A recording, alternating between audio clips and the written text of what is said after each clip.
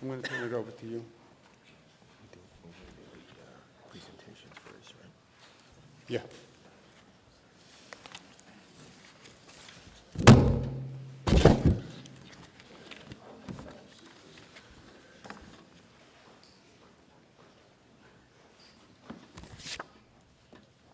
Okay, we have a number of presentations that we're going to go over today. We're going to have presentations on the health exchange and MWBE and enterprise services, especially on the Department of Motor Vehicles. And let me turn it over to Secretary to the Governor, Larry Schwartz, who will go through the agenda. Thank you very much, Governor. Our first item on the agenda today, we're going to have Deputy Secretary for Health, Jim Introne, do a presentation. On Monday, Governor, the federal government approved New York State's application on the creation of the health exchange. We are one of the first and earliest states in the country to get approval by the federal government and get the designation so that we can move forward in not only providing affordable health insurance for many small businesses and individuals, but hopefully we're going to be able to provide affordable health insurance for at least 1 million uninsured New Yorkers. It is a great accomplishment by you and your administration, and I'd like Jim to give the Cabinet a brief presentation on where we are with the exchange and why we were one of the earliest states in the country to get that designation and approval. Jim? Thanks, Larry. We're going to talk about the New York Health Benefit Exchange. On April 12th of this year, Governor Cuomo issued Executive Order number 42, establishing the New York Health Benefit Exchange, and directed staff to build the exchange. 8 months later, practically to the day, New York received conditional approval from Federal Department of Health and Human Services to operate a state-based exchange. What is an exchange? Exchange is a key component of the Affordable Care Act. It's an organized marketplace where small businesses and consumers can easily compare and enroll in qualified health plans and receive federal tax credits to help them pay for coverage. There are two programs in the exchange. One is the individual exchange for people who buy coverage directly. The second is a small business health options program, or SHOP exchange, for small businesses, which we define as businesses with less than 50 employees. The exchange provides a single point of entry for insurance coverage, including exchange coverage, Medicaid, and Child Health Plus. Over 1 million New Yorkers will get insurance through the exchange, 615,000 in the individual exchange, and 450,000 in the SHOP exchange. How is the exchange going to benefit consumers? Premiums will decline for small businesses and for individuals who buy coverage directly. In addition, New Yorkers will receive $2.6 billion per year in federal tax credits and cost-sharing subsidies to help them pay for coverage. An additional $2.3 billion per year in federal support will be provided for New York's Medicaid program. And the IT infrastructure developed to run the exchange will help us modernize the Medicaid eligibility system. As more people become insured, state programs that support the availability of health care can be phased out, allowing for additional state savings. And increasing the number of insured New Yorkers will support efforts to create a more efficient health care delivery system. Key accomplishments to date: we've received $183 million in federal funds to support planning of the exchange. We have additional grant requests pending and expect that they will be awarded soon.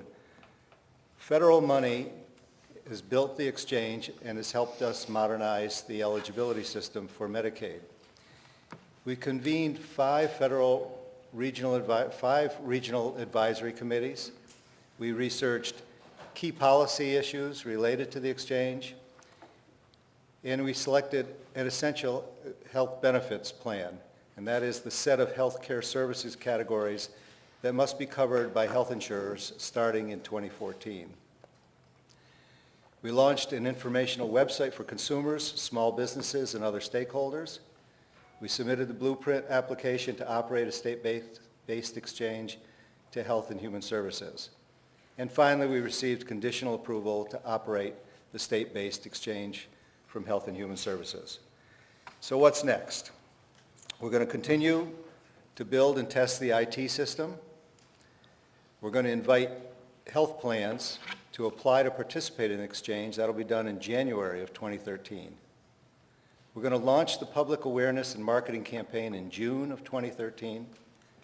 Customer service goes live in July. And we'll begin the in-person navigator program to help consumers apply for coverage in September of 2013 and begin applications from consumers and small businesses starting in October of 2013. And then in January 1st, 2014, the exchange will be fully operational. It's been a major undertaking by the staff with input from stakeholders, our partners at the federal government, and we're on track to have a very effective exchange that meets the needs of New Yorkers. Thank you, Jim. Governor, the next presentation, we're going to do a progress report on our MWBE goals that you set out when you took office. That effort is been headed up by a number of people, first and foremost by Mylan Dennerstein, your counsel, as well as your Tia Disney Flores, your Chief Diversity Officer, and Alfonso David, our Deputy Secretary for Civil Rights, who's going to make the presentation and provide us with the progress report on MWBE goals. Thank you, Larry. Governor, as you have repeatedly said, economic opportunity for all New Yorkers is a priority for New York State.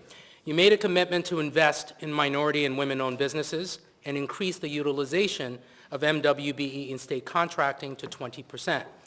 You solidified that commitment by signing Executive Order 8. With Executive Order 8, you established a team of elected officials, business leaders, academics, members of your cabinet, including your counsel, Mylan Dennerstein, and your Chief Diversity Officer, Tia Disney Flores, to explore ways to expand MWBE participation in state contracting. With your unwavering leadership, we have worked tirelessly to develop initiatives to level the playing field and open the door to greater economic opportunity and job growth. Today, we are happy to report, Governor, that just within 2 quarters of this year, the statewide MWBE utilization is more than 17.5%. Although overall state spending is down, MWBE spending is up. The state has spent a greater share of available dollars with MWBE firms.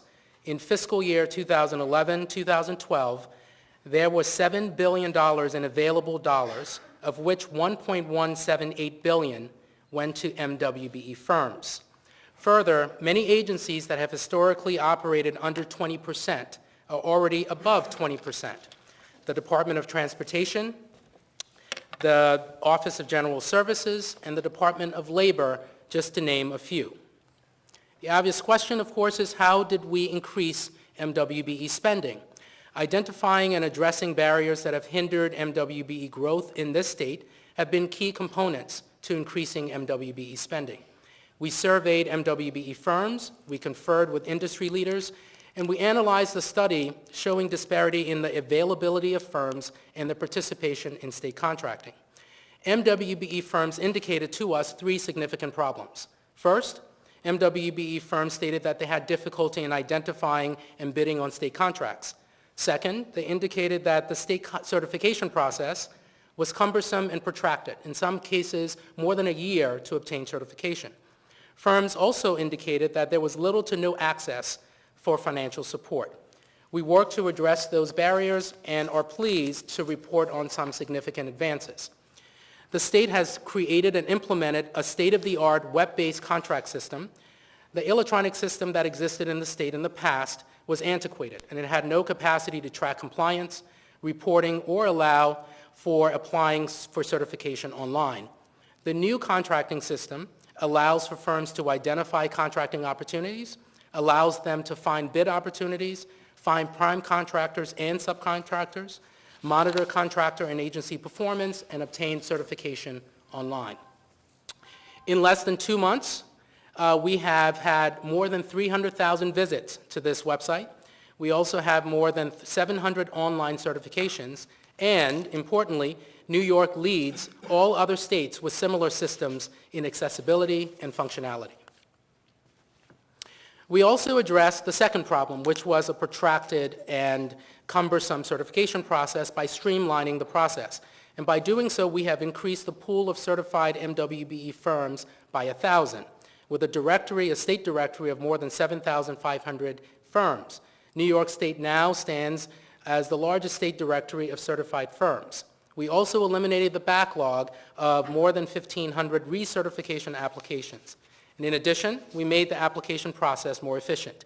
We created a single application for New York State, New York City, and the Port Authority.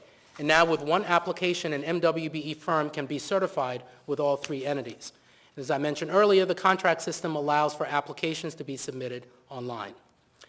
And finally, we address concerns raised about the lack of financial support by launching the first ever state surety bond program. The program provides training and financial support to help small and minority and women-owned businesses secure bonding for up to 30% of a contract. As of today, businesses have secured $32 million in surety bond capacity. In addition to financial assistance, the state is building MWBE economic growth by developing a consistent and comprehensive network of opportunities to exchange information, ideas, and resources. We held the largest statewide conference this past October with more than 1,700 attendees, showcasing more than $1 billion in state contracting opportunities. We also held over 200 outreach events across all regional council districts, providing MWBEs with the opportunities to become certified and receive training on how to do business with the state. Governor, because of your commitment and your leadership on this issue, we have achieved great strides, and we plan to continue to increase equal opportunity in state contracting. We know that at the end of the day, the state is a key player in economic growth and prosperity for thousands of minority and women-owned businesses that are seeking to compete and advance in the marketplace. On behalf of the team, we appreciate your vision and your commitment. Thank you, Alfonso. Governor, the next presentation and progress report we're going to make is going to be done by OGS Commissioner Roanne DeStito.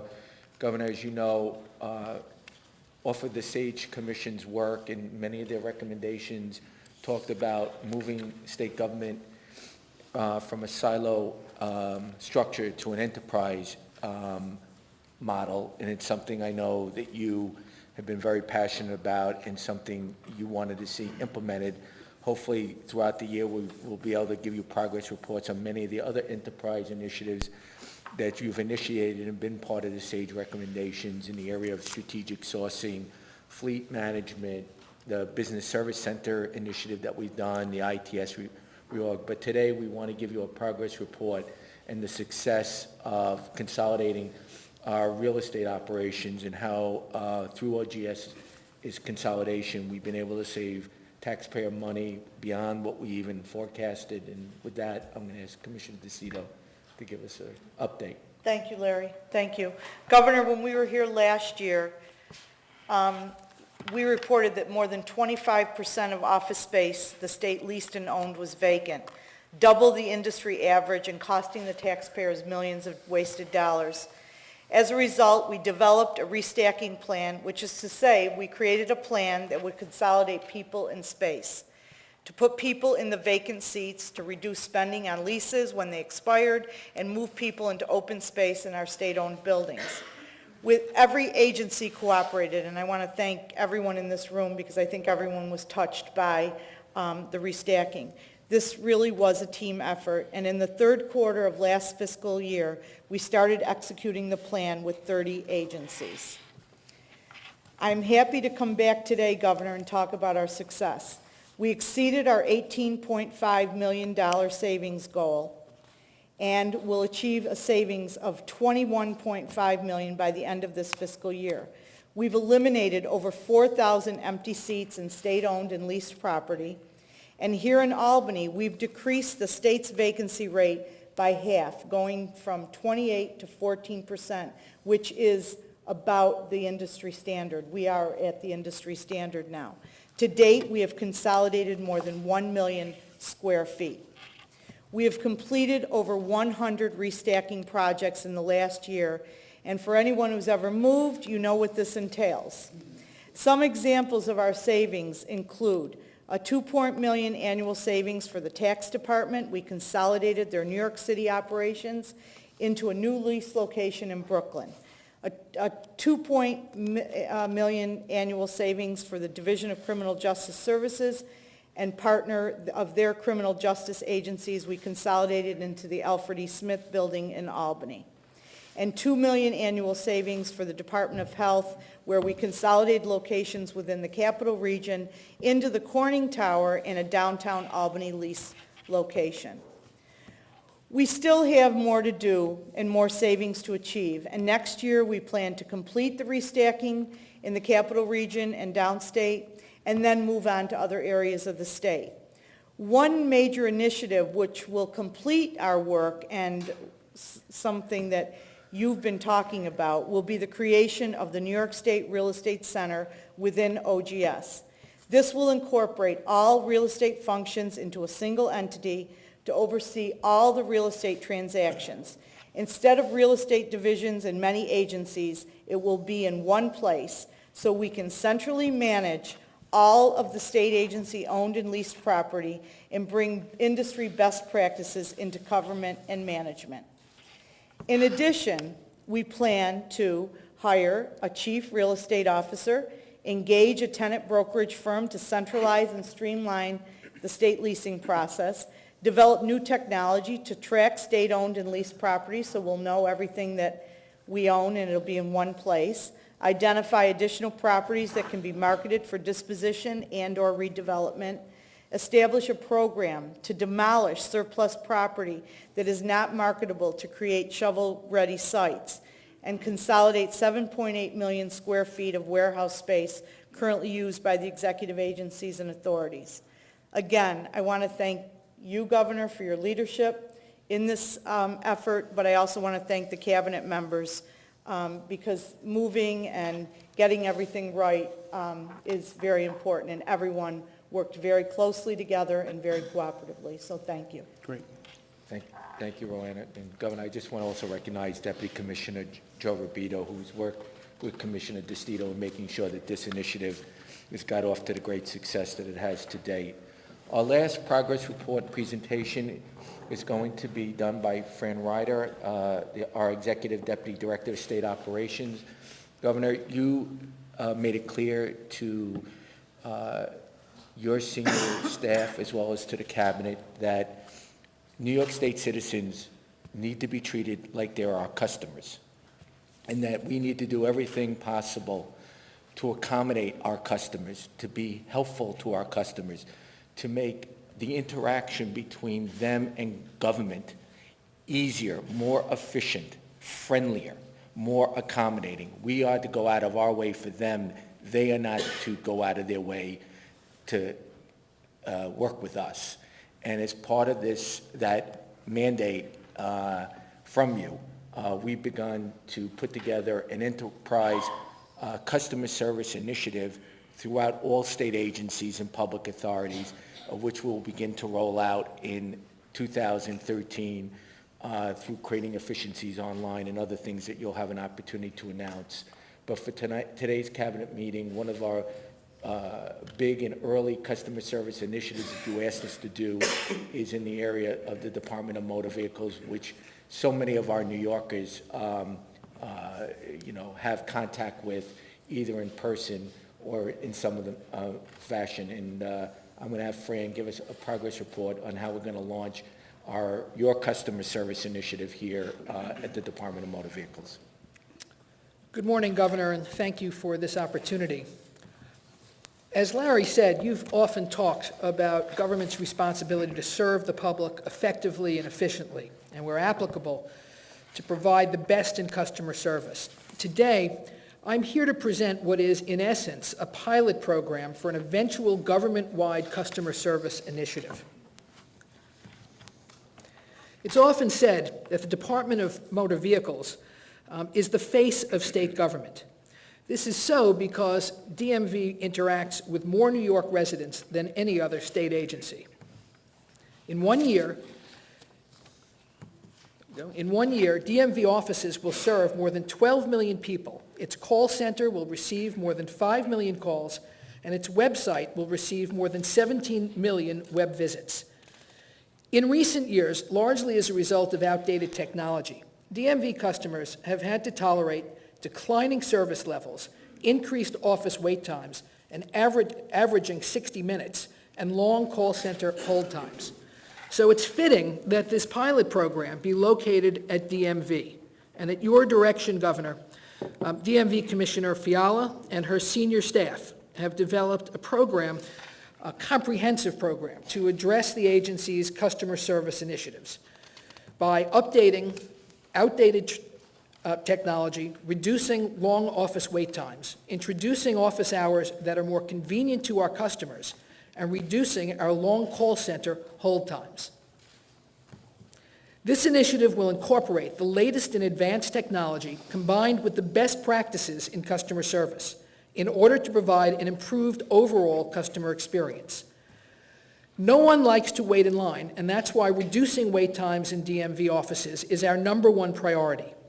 Through this initiative, DMV will reduce wait times in state DMV offices so that by early 2014, wait times will be 30 minutes or less. We are also working to increase the percentage of all transactions that can be completed outside DMV offices to 50% by increasing the services that will be available through alternative channels such as the web, kiosks, partner organizations, and the mail. What can customers expect from the new DMV? Through new technology, we will be able to provide customers with a smartphone and web-based system that will allow them to reserve a place in line, and it will continually report via text or web update when it is time to come to a DMV office.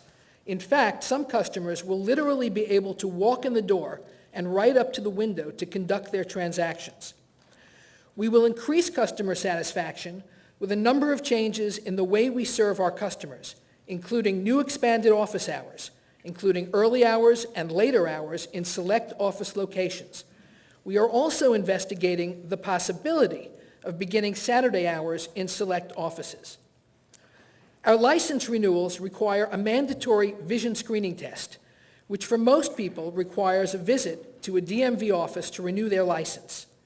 Early next year, we will expand the number of locations where our customers can go to get a vision screening test to also include pharmacies and organizations authorized by the Commissioner. AAA offices located in the downstate region will be the first authorized organizations. Early next year, we will also have an online vision registry linked to DMV systems that will allow these providers to input the test results online.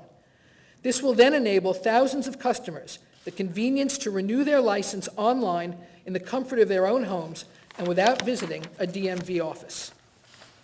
Conducting a written test for a commercial driver's license takes a lot of time in our offices, so going forward, we will provide a computerized test that will automatically grade the exam, providing faster results for our customers. As you can see in this slide, we are beginning to deploy 15 self-service kiosks this month in state DMV offices. These kiosks are similar to what we have all used in airports to get a boarding pass. The DMV kiosks will perform simple and quick transactions like registration renewals and the ordering of registration or license duplicates without having to wait in line. In addition, by taking these transactions out of lines, it will reduce the wait time for those who must wait in line for more complicated transactions. Additional kiosks will be added to other state DMV offices later this year. Customer satisfaction is extremely important to us, and our goal is to increase customer satisfaction in state offices to 90% by early 2014. To meet this goal, we will utilize customer service representatives on the floor to greet and assist our customers and ensure that they are prepared with the proper paperwork in order to finalize their transactions. We will continue to add transactions to our website, as well as streamline the online transactions we currently have. Our call center will receive technology improvements later this year that will allow us to capture more calls and allow customers the option to be called back rather than be kept waiting on hold.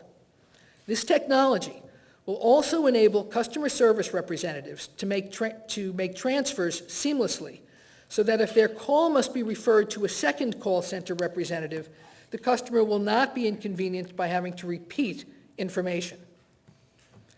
Finally, we will also develop mobile-ready transactions that will enable customers to use a smartphone or tablet to perform DMV transactions. Governor, this initiative is a truly exciting development for DMV. We're confident that with the new technology and other enhancements, DMV will be able to reduce office wait times, make DMV more customer-friendly, and provide a much-improved customer experience. Again, thank you, Governor, for allowing DMV to take on this exciting challenge, and thank you for allowing me to share some of the details with everyone here today. Nicely said. Thank you, Fran. Governor, if I can just take a few more minutes to talk about some of the other initiatives through your leadership that we were able to get accomplished in 2013. You mentioned it briefly at the beginning of the cabinet meeting. You talked about the Tappan Zee Bridge, which is the first accomplishment I like to begin with. I can't tell you, not just because I'm a Westchester County resident like you, what getting this bridge approved by the New York State Thruway Authority means, I think, to this state in so many ways. It's bigger and much more important than just building a new bridge. It is a sign of what you said you were going to do when you became governor. It is a sign of hope. It's a sign of we're getting things done. It's a sign of results, not rhetoric. I have a huge history with the Tappan Zee Bridge. When the idea or the concept of building a new bridge or the need for a new bridge was first proposed 11 years ago, I happened to be the deputy county executive in Westchester County. And I recall vividly being called into meetings with County Executive Spano and watching the infighting going on with multiple state agencies, sitting bored to tears, listening to consultant after consultant explain what it is they wanted to try to get accomplished, but somehow couldn't get it off the ground. And the fact that when you took office, you just had a meeting, and I remember being in your conference room and saying, we're not having any more studies done, we're not going to bring in and hire any more consultants, we're not going to talk about this anymore, we're getting it done. And the fact that through your leadership and through the great work of your team, Joan McDonald, Commissioner McDonald, Howard Glazer, Brian Connie Bear, Karen Ray, many of the other people that worked on this, who I apologize for if I've forgotten to mention your name, you were able to get not only the state to work together to get this done, you got the federal government to work with the state to get this done. And now with the Thruway Authority approving this, we're going to start construction on this bridge. It's going to create 45,000 projected jobs over the next 5 years while it's under construction. And if there's any one thing that I can say, it's more than a symbol of a new bridge. It is a symbol of hope and confidence. It's a symbol of that it is a new New York. It is a New York open for business. It is a New York where we get things done. And I really believe that this is one of those shots in the arm that not only New York needed, but it's going to pay dividends in many different ways going forward. Let me talk about some of the other accomplishments we were able to get done as well in 2013, and I will be brief. Again, the most important thing to me was we not only got a budget done on time, you actually got the budget done early, second year in a row. You closed a $2 billion budget deficit after having closed a $10 billion budget deficit the prior year. And you did it without raising taxes. You did it without gimmicks. You've done it by reforming and transforming the way state government does business here. and we were able to do all those things and get an early budget done. You know, the fact that you got the legislature to go along and agreed to passing design bill legislation not only was a huge accomplishment for the Tappan Zee Bridge. You know, when I was out there talking about the bridge on your behalf, we were throwing out numbers like $5.2 billion, which was the projected cost to build a new bridge. And because of the design bill legislation, one of the proposers came in and bid it at $3.1 billion. And that's a huge win, not only for the taxpayers of this state, but for the toll payers of this state by having that reduced cost. But it also means that under your New York Works initiative, hundreds of bridges and roads are getting rehabilitated, rebuilt in an expedited fashion. Thousands of jobs as a result of that design bill legislation and your New York Works initiative is creating jobs throughout the state. The billion-dollar investment in Buffalo is beginning to take fruit. Tomorrow, you're going to announce the second round of Regional Economic Development Council boards, where you really have transformed the way we think of job creation and economic development. Albany doesn't dictate or lead the way. Albany is no longer the architect. Our regional business communities are the architects. They're the ones that are crafting the blueprints and the master plans to create jobs and retain jobs in their region. DNA, all crimes, working with the legislature to get done, beginning the effort to clean up the racing industry with a new NYRA board, eliminating fingerprinting for food stamps. See, now you don't have to get fingerprint to eat, a great accomplishment. Creating a tenant protection unit in HCR, so tenants, not landlords, come first. The new teacher evaluation system, and clearly one of the great accomplishments that we did in 2013, and there's many more, but I'm going to end by saying the creating of the Justice Center to protect those people with special needs, and knowing that you can provide a safer and more secure future for those, not only those people who have special needs, but for the families of those individuals, knowing that they can sleep better at night, knowing that their loved ones are being cared for the right way, being protected, and if there is something that takes place, you know, we will use every means and every tool available to go after them and prosecute them. So, Governor, you know, I could probably spend an hour here going through all the initiatives that we were able to accomplish. It was a great second year, as great as the first year, and that was great. And I think on behalf of the cabinet, behalf of your staff and your team, not only we want to thank you for your leadership. You know, we're all New Yorkers. Many of us were born here. We've lived our whole lives here. The hope and the faith and the confidence you've not only given us, but to our families, our friends, our neighbors, is unprecedented. And we want to thank you for your leadership, especially through Hurricane Sandy. If there's ever a mark of what leadership is all about and what it means to be a leader, is when there's a crisis, it's how you perform during that crisis. And your performance was second to none in protecting and helping the people of this state during that terrible tragedy.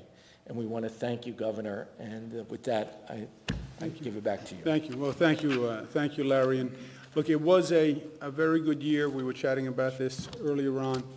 I want to thank you for all the hard work. There's no secret to why it was a good year. We have competent people who work very hard, work all the time. We work as a team, we work as a unit, and it's all about performing. We have a report that's worth thumbing through, gives you a sense of what we did this year and some of what we did last year, and it really is an impressive document, but more than a government report, or more than what we think of what we did. The people get it, and the people feel it, and that's what this is really all about. We've made a difference in the state.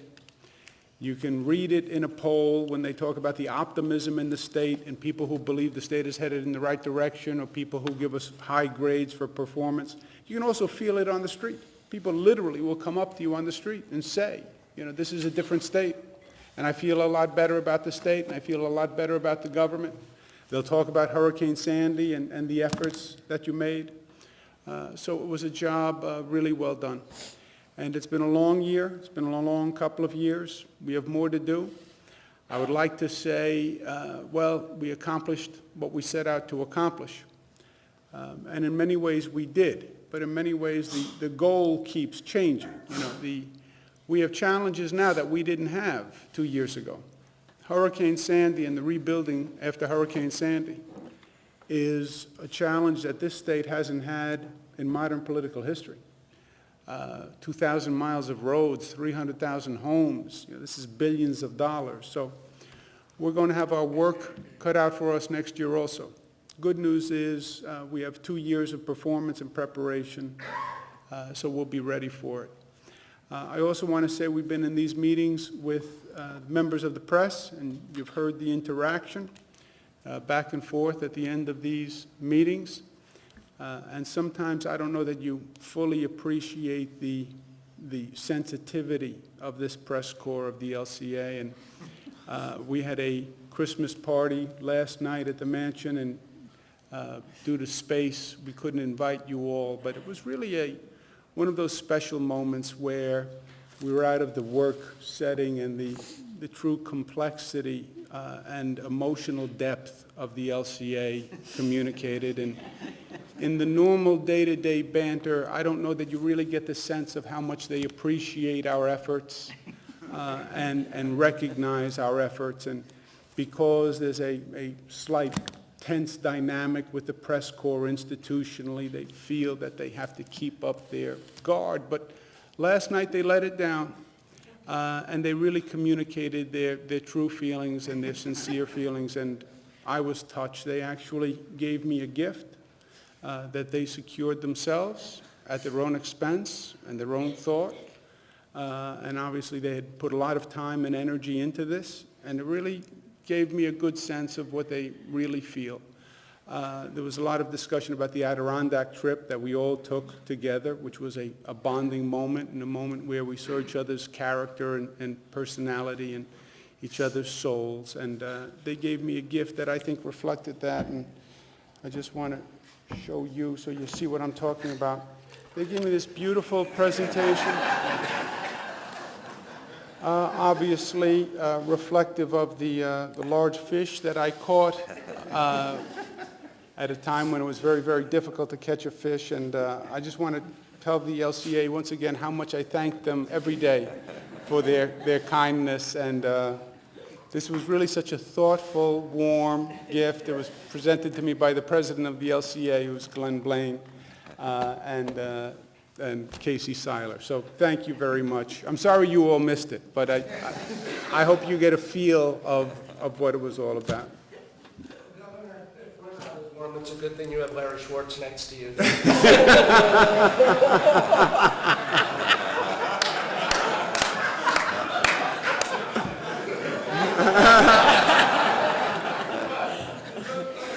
Next year, you've talked about Hurricane Sandy being the next major challenge. What is the next step? What do you anticipate doing or creating now as we move forward? We're working, first the big question, Ken, is what comes of the supplemental, right? And this has been a major issue that we've been dealing with tactically from the initial request and how it was handled, and the relations and of course the lobbying efforts that we've been deploying in Washington. We are now in the Senate, and we feel good about the Senate, partially because of the leadership and the politics, frankly.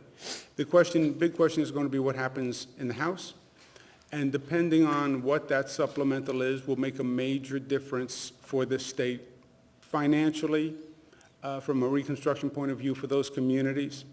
So a lot hangs in the balance, and we have to see what we get and when we get it. You know, there is a significant value to time here.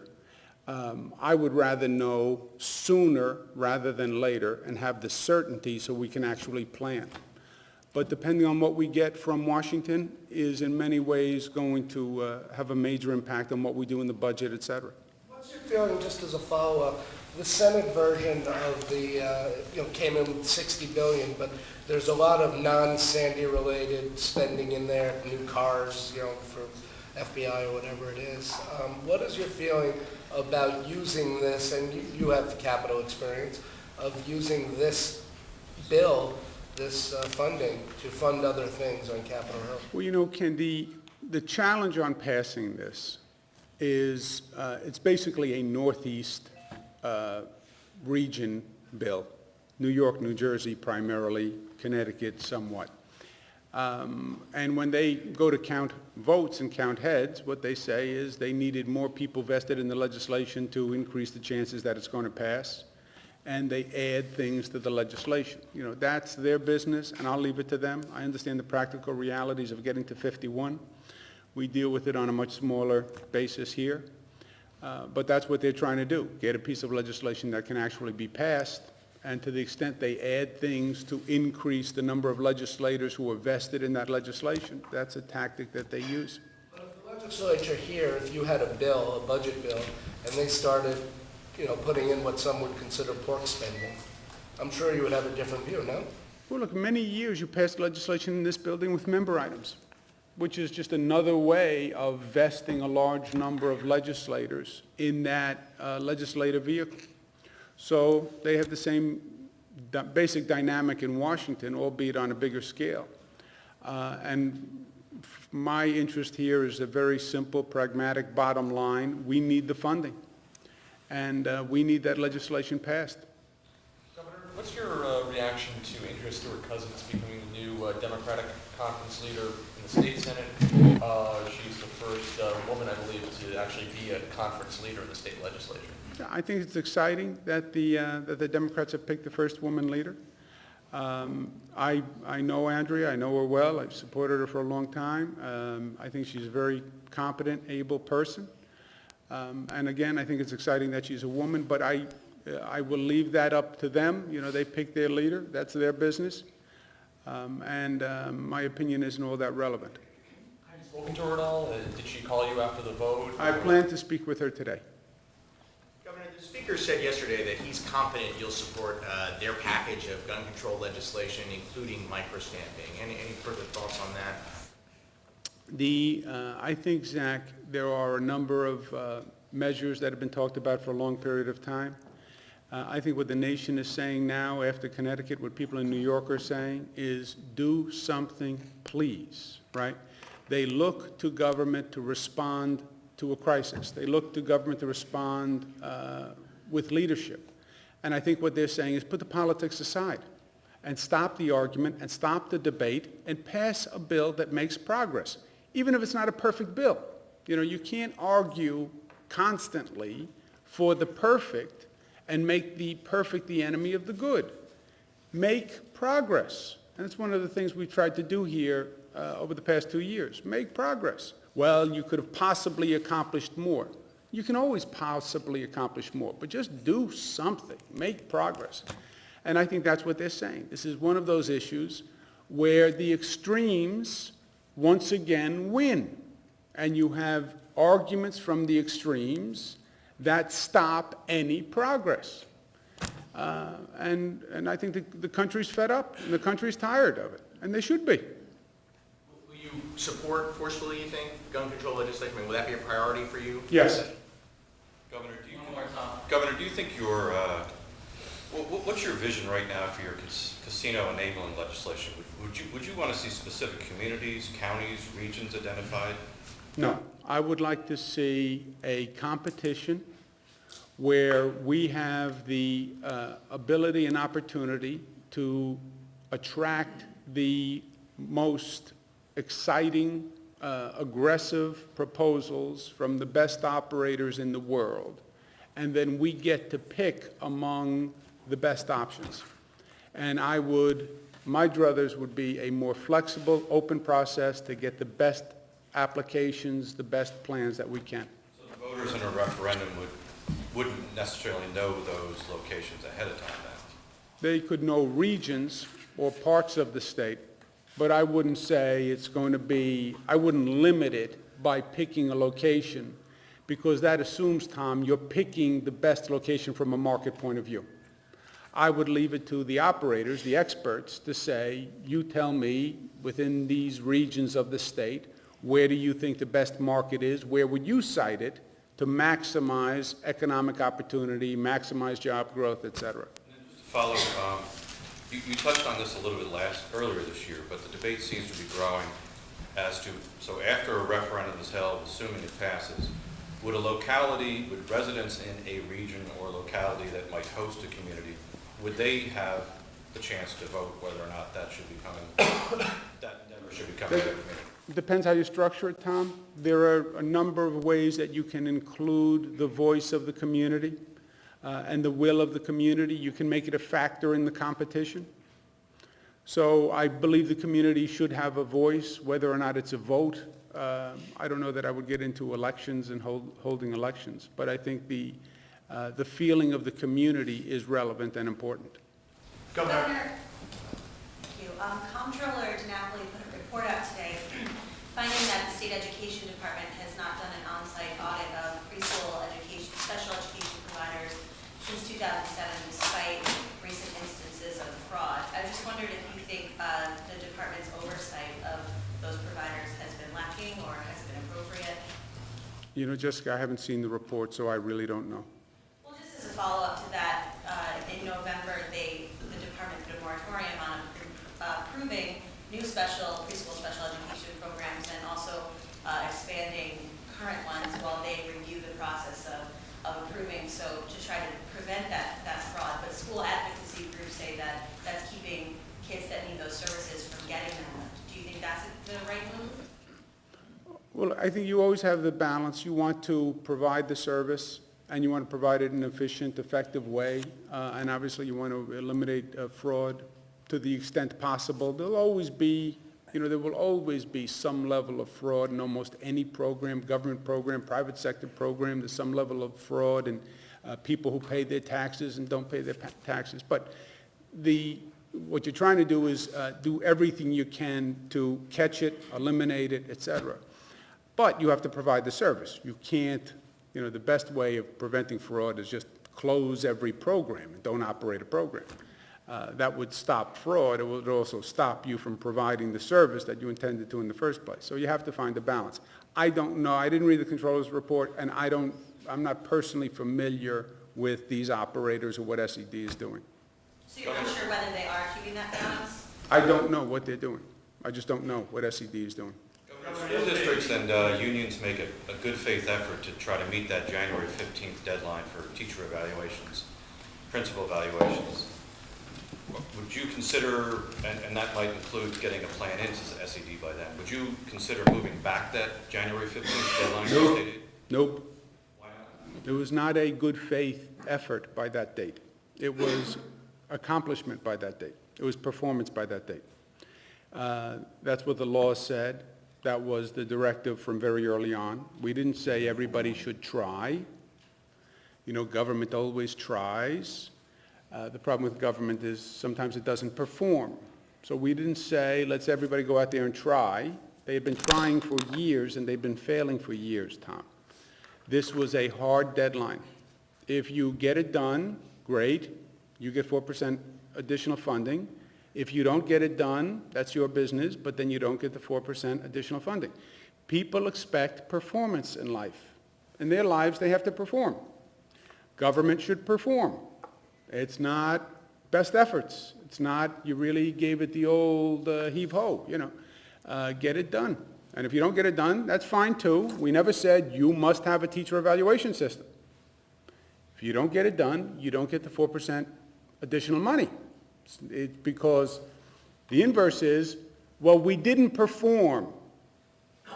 Okay, well, give us a raise. Give us more money because we didn't perform. No, you didn't perform. We'll continue the same level of funding, but you're not going to get additional money to reward your non-performance.